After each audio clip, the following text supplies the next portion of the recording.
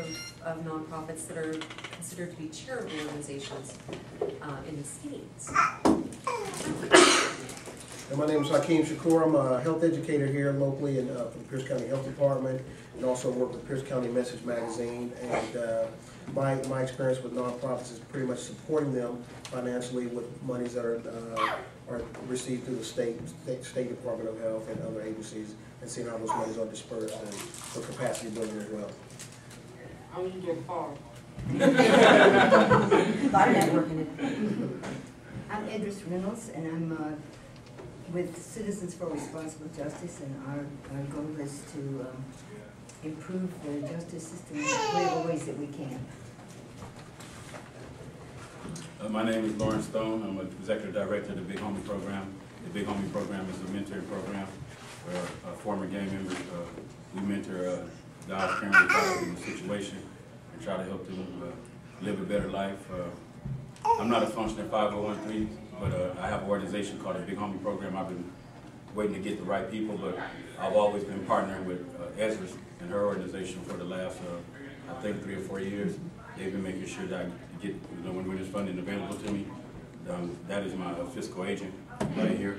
And, just to say something about her though, they really do what they say they're gonna do. When Afro-American brothers coming up out the penitentiary, these guys right here is like at the front door.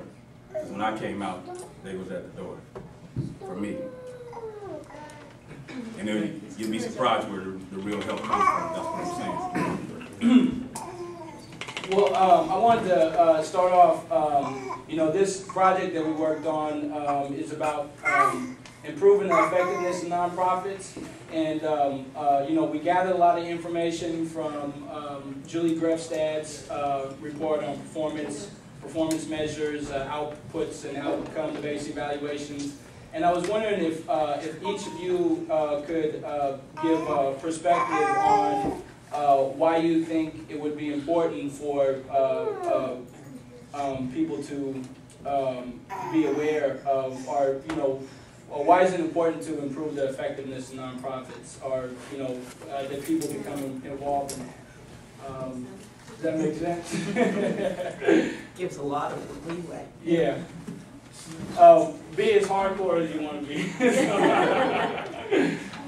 Well, you're looking at me, so I guess maybe I'll start.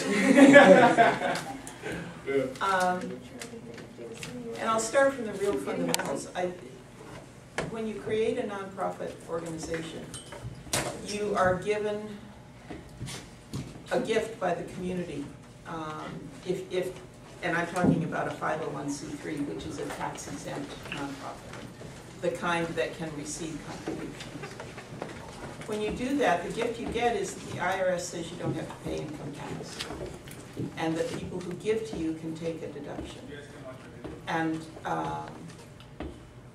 because of that, you owe the community something. In essence, you're playing with the community's money. It's not your money. There is no ownership with nonprofits.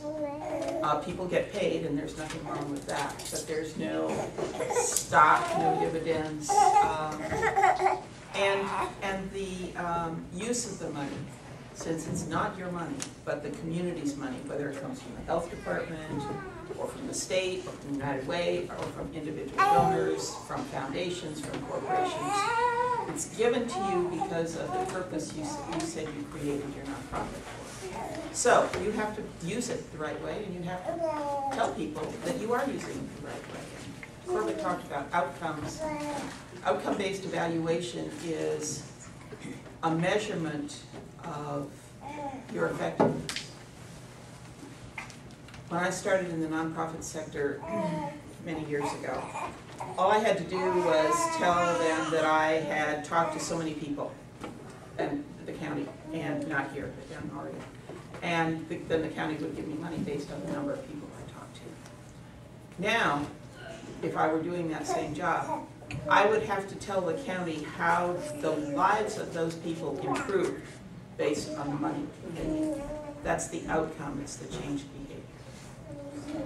And it requires a level of sophistication that is pretty significant and can't be treated casually. So having the capacity to manage your work, produce those outcomes, and report on them accurately is absolutely essential to the success of a nonprofit. I guess I'll stop there. Is that fairly new, the an outcome-based? 10 years maybe? Do you think, Rachel, you can tell us why it would be important to Rebecca? It's okay. So sorry. It's an No, I honor. talked to- It's an yeah. But and I actually had them written down. So you're kind of in charge of looking at commercial fundraising and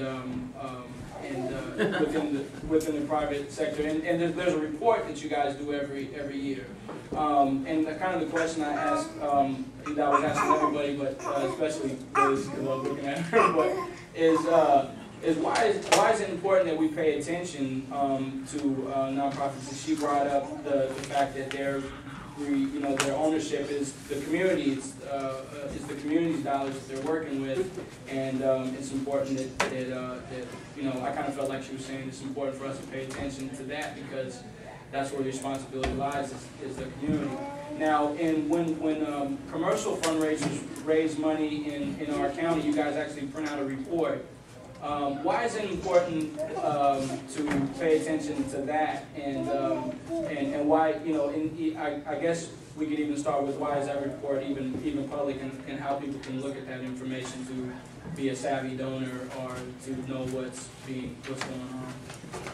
Okay, that's really a good question, and I'm gonna kind of go back a little bit and start with the basics as far as what our office does, because we have a responsibility to register not only the commercial fundraisers, but the charitable organizations that hire the fundraisers. They have a responsibility to register with our office. So one of my jobs is to make sure that those organizations are registered, and the other part of my job is to provide information to prospective donors about those organizations that have contacted them for a contribution. The commercial fundraiser report is printed or generated around November each year, around the holiday time, when fundraising is at its peak. That's usually when people are most generous and they want to help others during the holidays. Fundraisers, when you get a phone call at home, a lot of times you're led to believe that you're talking with a charitable organization, and actually 99% of the time you're not. You're talking with a commercial fundraiser. And that's fine, as long as they tell you that. But if you were to make a contribution, a portion of that contribution is going to go to that commercial fundraiser. And people don't get that yet. So part of the commercial fundraiser report is to educate the donors and consumers that here are all the fundraisers operating in our state. Here are all their clients, their charity clients that have hired them. And on an aggregated view of how much they raised and how much actually got to their clients. So it gives the donor an idea of what portion of the contribution gets to the cause. And if you haven't taken a look at the report, you ought to, just for curiosity's sake. It ranges from a 0 to 100. So you could be giving to somebody with the intent of helping whatever that cause is, and all of the